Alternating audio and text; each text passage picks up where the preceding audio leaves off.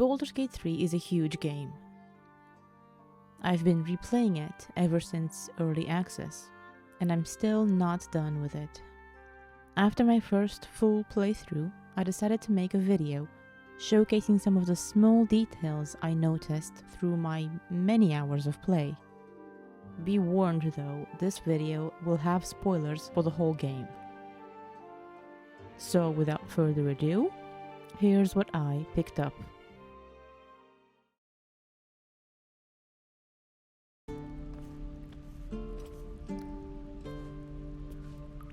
The mechanics for Baldur's Gate 3 gameplay are taken directly from the pages of the D&D rulebooks, so it's only natural to come across mentions of D&D. This does not only mean the locations on the map like Waterdeep, Baldur's Gate, or even Neverwinter, but specific details that you would encounter in a campaign, for example. In the Blighted Village, if you go into the house just right of the waypoint, there is a book on the floor in front of the bedroom. It is called The Wonders of Phandalin. Inside, we find out about the Phandelver Pact between gnomes and dwarves, and how it brought prosperity to the city of Phandalin by splitting the wonders of the Wave Echo Cave. This is a direct reference to a D&D campaign called The Lost Mines of Phandelver, where the players are tasked with finding these mines. It's one of the best known campaigns to start out new players. It's where I started out with my first level 1 character, and I was very happy to see this Easter egg in Baldur's Gate 3.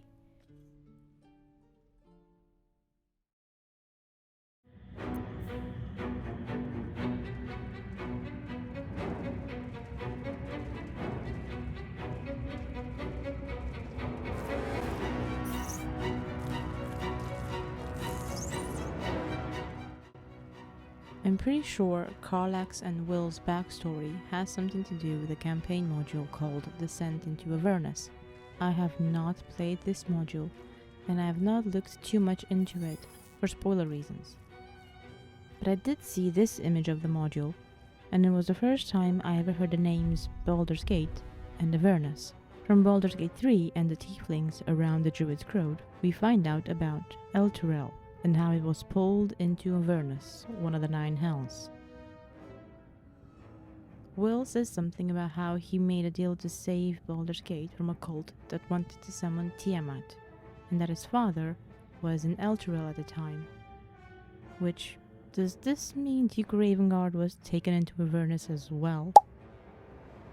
I don't know, I think I might have been spoiled on this campaign by the game, but anyway, I'm not the best authority on this specific campaign, it's just something I noticed. There were some passing mentions of certain villains from the lands of Faerun.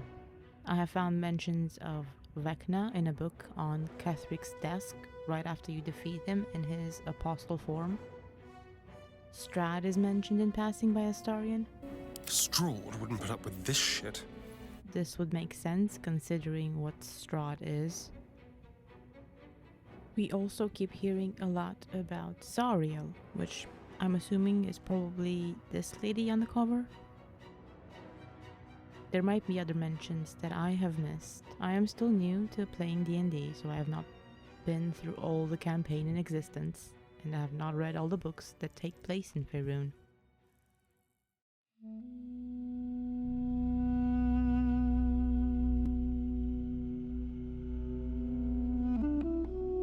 I always feel like such a great investigator when I take the time to actually investigate anything in Baldur's Gate 3. It doesn't take a lot of effort to learn what you need to know about a certain area, if you pay enough attention and talk to some NPCs. Usually I just murder hobo all the goblins in the first map. One day I'll have to take their side and see how that plays out. But on my recent playthrough, I really made an effort to talk with all the goblins before starting a fight with them. The whole idea with the goblins is that you need to rescue Halsin, the druid. But the game already starts preparing the player for the next step, the next quest, that of reaching Moonrise Towers. To begin with, Aradan is already looking for the night song, and he mentions this to the player. It's called the Night Song. Supposed to be hidden under the temple where the goblins jumped us. But that comes a little later. To reach Moonrise Towers, Halson will tell us that we need to choose what route to go through, traversing the mountain pass or going through the Underdark. If we choose the safer route through the Underdark, we will first need to find a way in. There are a few ways to reach the Underdark, but one of them is through the Goblin camp. Before we enter the temple where the goblins have taken refuge and all the heads of the organization are doing their thing, we can see a Spitfire outside the door that is cooking dwarf meat. One of Aradan's companions has been killed, and it seems the goblins decided to put meat back on the menu.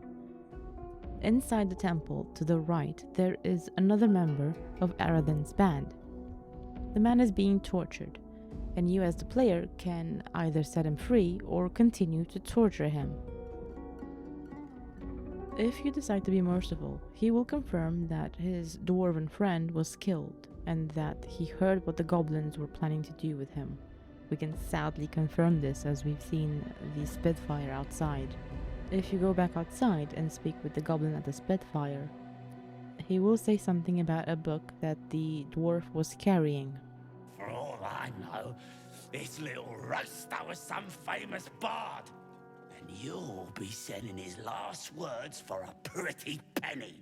My bard managed to convince him to hand it over, and inside we find the solution to the moon puzzle that will open the door to the Underdark.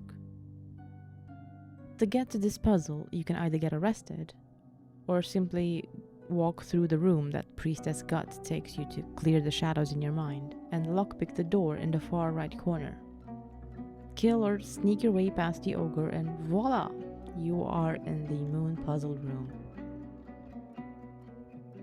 Now just move the slates until all the white moons are above towards the locked door and all the dark moons are at the bottom towards where you just came through. This is how the door to the Underdark will open. Of course, you can simply bypass all of this nonsense and just lockpick the lock on the wall. But where's the fun in that, right?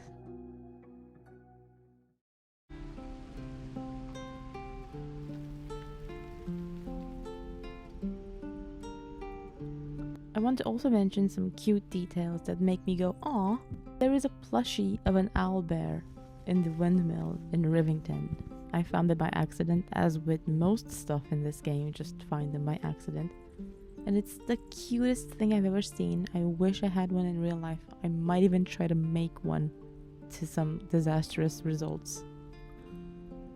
At the party, after dealing with the goblins, a lot of the tieflings will give Scratch some attention. Ikaron pets him, and it just melts my heart, especially when you know that you'll find him dead in the Shadowlands. I love how you go through these rotten baskets and boxes only to find rotten veggies. It reminds me of how funny it was that you could find fresh tomatoes in Skyrim from barrels at the bottom of a dank dungeon. It became such a meme at some point, but I love that the Baldur's Gate 3 developers made an effort to put rotten veggies in there just so we don't get disappointed if it's empty, even though it's useless. So that's it. That's my list. Although this game is so massive that I keep finding new things, so who knows what I missed. Open the bloody gate! Aradin the Elder, open the bloody gates.